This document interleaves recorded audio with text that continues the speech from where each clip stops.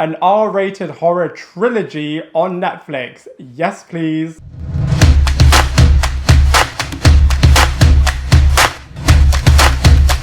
Hello everybody, I hope you are doing well. Welcome back to my channel, Lifestyle Critic. In this video, we are going to be reviewing Fear Street Part 1, 1994, which is the first installment of a horror trilogy franchise based on the popular horror Fear Street book series by veteran writer RL Stine. Now, initially, this movie was going to be released by 20th Century Studios, and they were going to release one installment every single month, but now that Netflix has the rights to this movie, they are being released every single week. Now, I did really like this movie, but I really wanted to love this movie. I am holding out hope that the second and third installment will be even better, and then I'll really absolutely love those two installments. But you know, there's enough in here to really enjoy, as it's very suspenseful, it's got loads of jump scares, it's got some very gruesome death scenes, and it's got an intriguing, mysterious plot in there as well, and I'm going to be breaking it all down for you in this movie review. So this movie has an absolutely outstanding opening sequence. It really does feel very reminiscent to the 90s Scream trilogy franchise, which was absolutely awesome in terms of there being a character who wears a skull mask and is wielding a knife and is chasing after this girl who works in a bookshop in a mall, and it was just pure 90s nostalgia in terms of seeing whether or not this victim is going to be able to outrun this killer, which is just absolutely brilliant. Then this movie goes on to show that there are some undead killers that are coming and roaming the streets in a town called Shadyside, which is hilariously a rival to the nearby town called Sunnyside, which has really rich people living in very privileged mansions, whereas in Shadyside, people are not as fortunate, and there are just loads of killings happening in this town. A group of teens then need to work out what is going on, if they can try and stop this massacre, and seeing if there's actually something supernatural happening that harks back to the past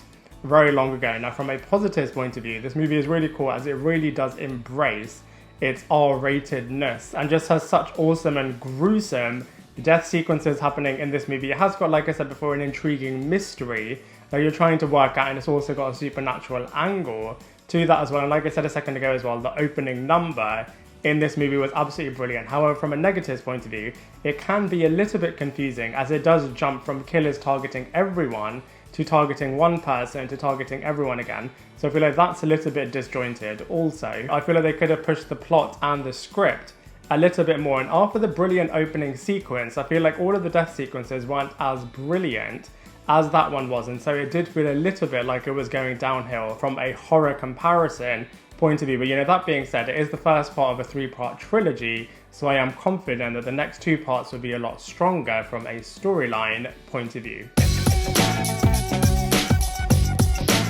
So the majority of the cast and characters in this movie are a group of teens, and actually they do a really, really good job in all of their portrayals. So let's go through them one by one. So first up we have Kiana Madeira, and she plays the lead character Dina, and she does a really good job. She's a really strong leader figure within the group in this film, while still being really realistic in terms of her feeling very terrified and just trying to work out what's going on and dealing with a lot of emotion in this movie. And also, this movie is really progressive as it's got an ethnically diverse character being the leader figure, and also she is flying the flag for the LGBTQ+ community, which is really, really great. We then have Olivia Welch, who is playing her on-screen partner Sam. Now, I don't think she's as strong as the Dina character, but their journey across the movie is really, really interesting, as at first there's a lot of conflict, but then by the end both of these characters are trying to save each other, and there are some really interesting moral dilemmas that the characters have to go through. So these two actresses do a really, really good job. Next up we have Fred Hechinger, most recently in The Woman in the Window,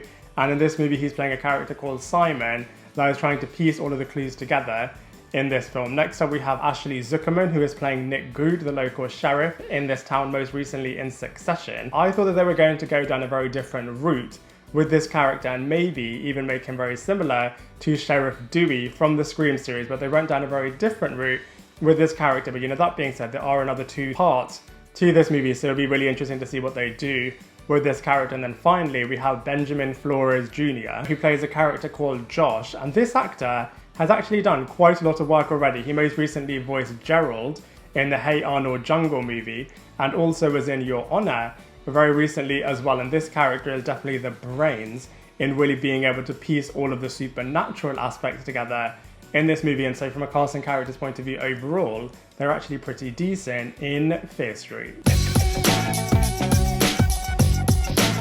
So in terms of the visuals, it's really interesting with this film, as on the one hand, all of the death sequences are very gruesome, and it really does embrace its 90s horror roots. But then on the other hand, it is a little bit lighter horror, as it is very teen-based, so I would compare the visuals a little bit more to Scream Queens than, the most recently Conjuring series. But, that being said, it is still able to hold its own, as it has got very suspenseful death sequences, they are very gruesome, and there are quite a few jump scare moments in this movie as well, so from a visuals point of view, it is actually able to hold its own.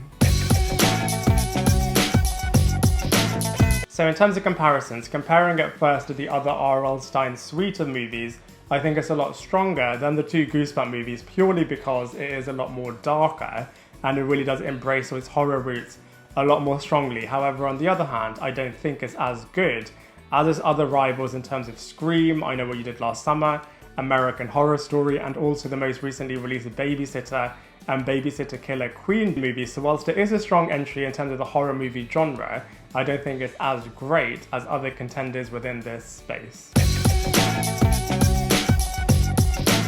So overall, I did enjoy the first installment of the Fear Street trilogy, and I'm looking forward to seeing what they're going to do in the second and third installment. And I did enjoy it, but it did lose me on a number of occasions across the runtime.